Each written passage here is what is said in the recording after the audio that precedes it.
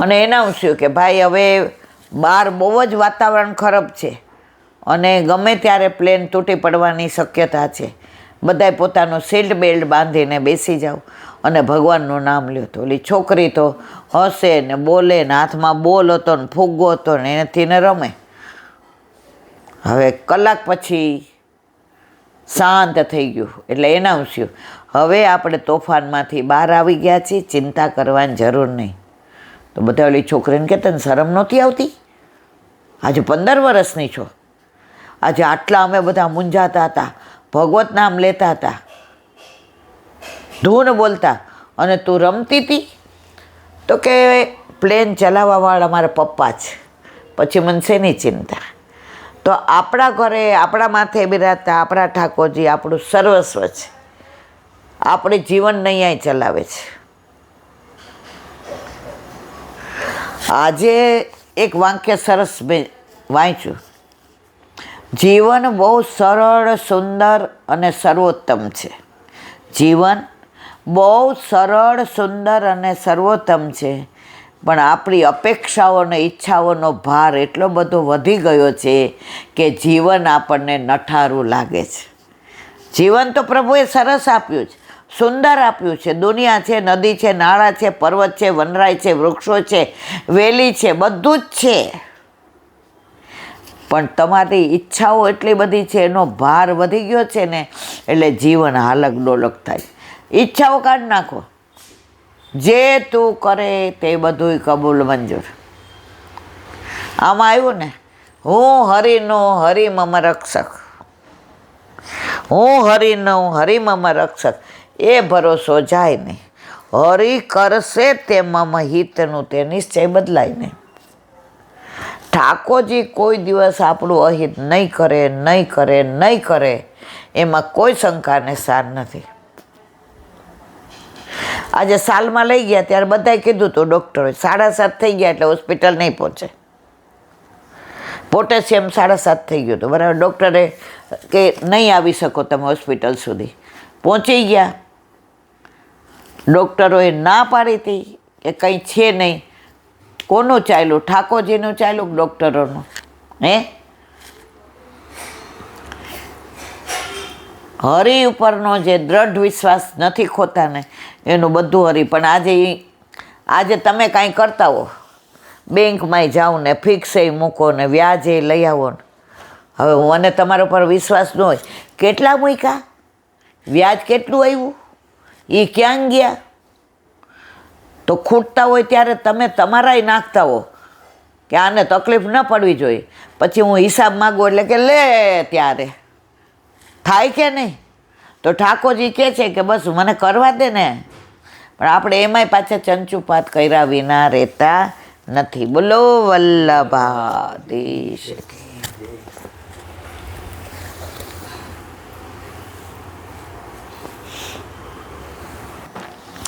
વલ્લભાધીશ કે સુબોધિનીજીનું પાન વલ્લભ કરાવે તો થાય, આને સ્પર્શ કરવો આપણા બસની વાત નથી. યદા યદા હિ ધર્મસ્ય ગ્લાનિર્ભવતિ ભારત અભ્યુત્થાન ધર્મસ્ય તદાત્માનં સુજામ્યમ પરિત્રાણાય સાધૂનાં વિનાશય ચ દુષ્કૃતમ ધર્મ સંસ્થાપનાય સંભવામી યુગે યુગે. મહાભારત આવતું ત્યારે આવતું હતું ને. આ ભગવાનના વચનો પ્રમાણ છે, અથવા ભગવાન રૂપોને ધારણ કરે છે ત્યારે સત્વગુણ દ્વારા ભગ એટલે શું? ઐશ્વર્ય, વીર, યશ, શ્રી, જ્ઞાન અને વૈરાગ. આ 6 ગુણો જેનામાં હોય એને ભગ કહેવાય. ઐશ્વર્ય, સત્ય વગેરે ધર્મો ધારણ કરે છે, તે સત્વગુણથી રૂપોને ધારણ કરે છે. આ બંને અર્થોમાં ભગ ઐશ્વર્યાદિ ધારણ કરવાની વાત કહી છે, તેને નકામી સમજવી ન જોઈએ. કારણ કે ભગવાન રૂપોને ધારણ કરે અને ઐશ્વર્યાદિ ધર્મોને ધારણ ન કરે તો ઉત્પન્ન થયેલ ભગ ઐશ્વર્યને અધર્મ ગ્રહણ કરી લે તો પરિણામ ઉલટું આવે. ઈશ્વર સાથે સંબંધ રાખનારો ભાવ જ ભગ કહેવાય. બધા શું કે અમે ભગવાનમાં નથી માનતા, તો તો એનો મતલબ એમ ને કે ભગવાન છે એવું તો માને છે.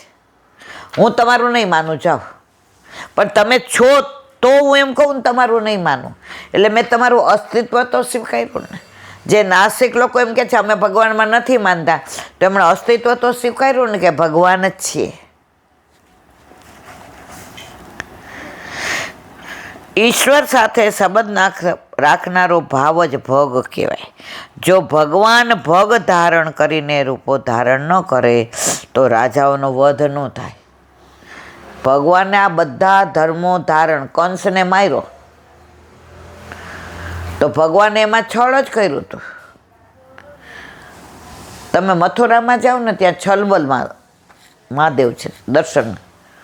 તો મેં ઓલા ગોરને પૂછ્યું, આપણે ભેગા હાલતા હતા ને, મેં કીધું આવું છલબલ, ઓલા કંસનો અખાડો છે ને એની આ બાજુ છે. મને કે ઈલાબેન કંસને માર્યો તો બધાએ જે કાર કોનો બન્યો? ઠાકોરજીનો, કે કૃષ્ણએ કંસને માર્યો. હવે બળદેવજીને ખોટું ન લાગે? એટલે ઠાકોરજીએ શું કર્યું? છલ મેં કર્યું, પણ બળ તો બળદેવજીનું. છલ મારું, પણ બળ કોનું? બળદેવજીનું. તો એ ભાવથી આ છલબલ મહાદેવ છે. એટલે ઠાકોરજી પોતે ક્યાંય કોઈને ક્યારેય હટ થવા દેતા નથી. પછી આપણા ઘરમાં બિરાજતા હોય, જો ઠાકોરજી તો કણ કણમાં છે. આપણને એટલો વિશ્વાસ હોવો જોઈએ કે મારા ઘરે મારા માથે બિરાજતા મારા ઠાકોરજી ક્યારેય મારું અહિત નહીં કરે, નહીં કરે, નહીં કરે. કારણ કે તેઓ અધર્મના મૂળ બનેલા છે. તેથી અધર્મનો નાશ કરવા ભગવાન ભોગ વગેરે ધારણ કરે છે અને રાજાઓનો નાશ કરવા અવતાર ધારણ કરે છે. ઠાકોરજીએ શિશુપાલની 100 વાર રાહ જોઈ, વચન આપ્યું હતું કે રહેજો, 100મી વારે પછી નહીં મેળ પડે. શિશુપાલ હસતો હતો, લે કંસને લે. તો આના માટે જે ધારણ કરવો પડે સ્વરૂપ, એ સત્વગુણનું રૂપ ધારણ કરીને ઠાકોરજી બધાને માર્યા. ભગવત વેશ ભાવ, ભગતો ભગવાનના ઐશ્વર્યવાળી સ્થિતિ છે. ઈશ્વરનો ધર્મ પ્રમેય બળનું પોષણ કરનારો છે. ઋત એટલે આચરવામાં આવતો ધર્મ. વેદના પૂર્વકાળનો અર્થ પ્રવૃત્તિના સ્વભાવવાળા પ્રમાણોના બળનું પોષણ કરવાવાળા છે. સત્યમ નિર્ણય કરનારો ઉત્તરકાંડનો અર્થ નિવૃત્તિ કરાવનારા પ્રમાણોના બળનું પોષણ કરનારો જ્ઞાન ધર્મ છે. દયા વ્યવહારનું પોષણ કરનારો લૌકિક ધર્મ છે.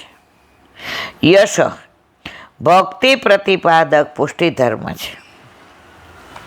આ 5 ભગવત ઈચ્છા, ધર્મ, જ્ઞાન, દયા અને ભક્તિ એવા વિદ્યાના અંશને સૃષ્ટિના કલ્યાણ માટે ભગવાન ક્યાંય દયાથી છોડી દે,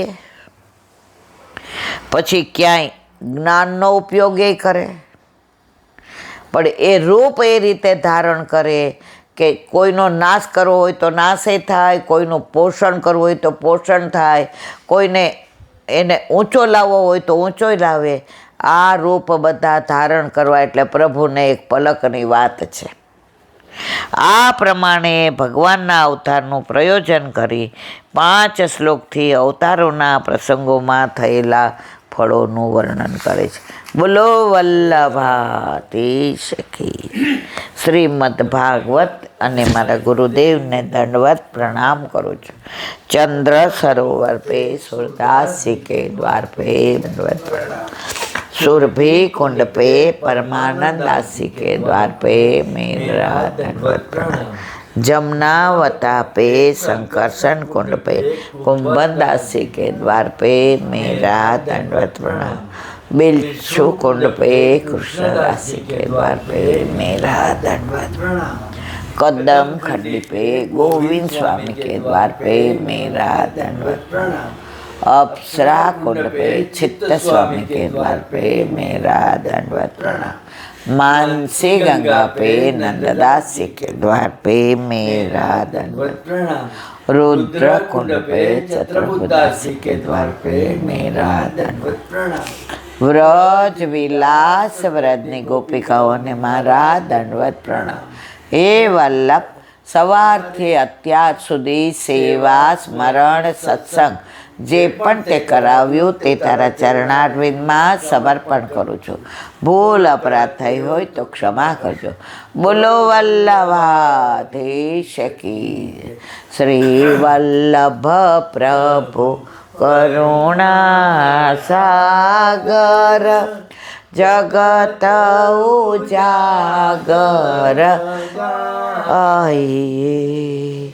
શ્રી વલ્લભ કે ચરણ કમલ કે, શ્રી વલ્લભ કે ચરણ કમલ કે બલે બલે બલે બલે જાઈએ.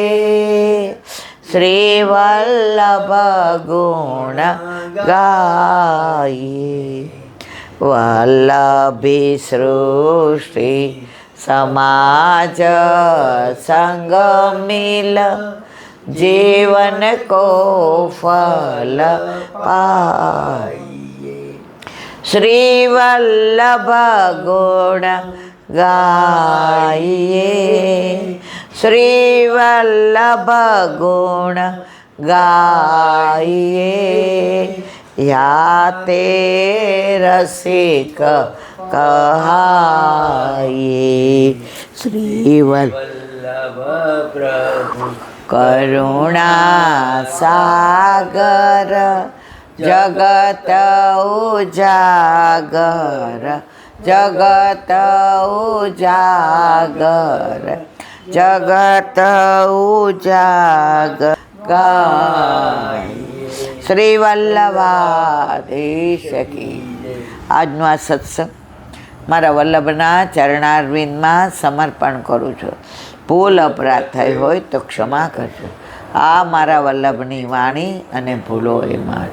બોલો વલ્લભાધીશ કી જય. કુંજ એકાદશીના સર્વે વૈષ્ણવને જાજા કરે જય. આમલકી એકાદશીના સર્વે વૈષ્ણવને જાજા કરે જય. બોલો વલ્લભા બધાય વૈષ્ણવને જાજા કરીને જય શ્રી કૃષ્ણ.